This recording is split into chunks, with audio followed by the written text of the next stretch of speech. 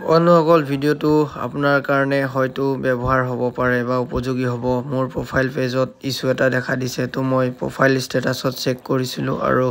প্ৰফাইলত ইস্যুটো দেখা পোৱা গৈছে চক আৰু ক্লিক কৰাৰ মাত্ৰে ইয়াত দেখাব এনেকুৱা ধৰণৰ ৰিকুৱেষ্ট ৰিভিউ কৰাৰ পিছত আপোনাৰ মতামতখিনি যদি ভিডিওটোত শুদ্ধ হয় তেনেহ'লে আপুনি ইয়াৰ বাছনি কৰিব তাৰ পিছত আপুনি সাবমিট কৰি দিব আৰু ইয়াৰ সেকেন্ড ষ্টেপ এটা আছে মই হেতু বিষয়ে আপোনালোকক কম আৰু এই প্ৰফাইল ইস্যু য'ত দেখাই আছে যাৰ পৰা বেক আহিব লাগিব সম্পূৰ্ণ বেক আহাৰ পিছত আপুনি তলত যাব সেটিং অপচনত গৈ এই ৰিপোৰ্ট প্ৰবলেমত আপুনি ক্লিক কৰিব ক্লিক কৰাৰ পিছত কন্টিনিউ ৰিপোৰ্ট কৰিব ৰিপোৰ্ট কৰাৰ পিছত অকণ সময় ৰ'ব তাৰ পিছত ইনক্লুড ভিডিও বুলি আছে নহয় তাত ক্লিক কৰিব আৰু ইয়াত প্ৰফাইল হয় নে পেজ হয় আপোনাৰ যিটো আপোনাৰ ইস্যু আহিছে এইটো দেখা পাব আৰু মোৰ প্ৰফাইলত ইস্যু আহিছে কাৰণে মই প্ৰফাইলটো ক্লিক কৰাৰ হতে ইয়াত ভিডিওটো আপলোড বা কিবা স্ক্ৰিনশ্বট আছে মই সেইখিনি ইয়াত দিম যিখিনি মোৰ প্ৰফাইল ড্যাশবৰ্ডত যিখিনি দেখুৱাই ইস্যুটো সেই ইস্যুটো ইয়াত দিছো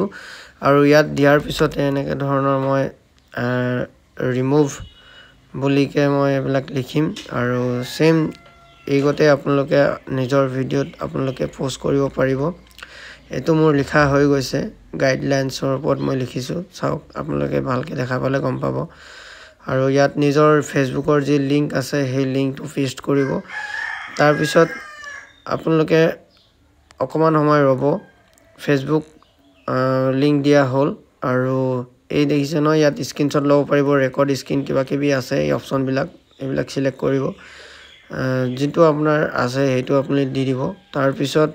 আপোনালোকে ইয়াত সেন্ড অপচনত গৈ সেন্ড কৰি দিব তাৰ পিছত অকমান সময় ৰখিব তাৰ পিছত ইয়াত দেখা পাব thanks your feedback help improve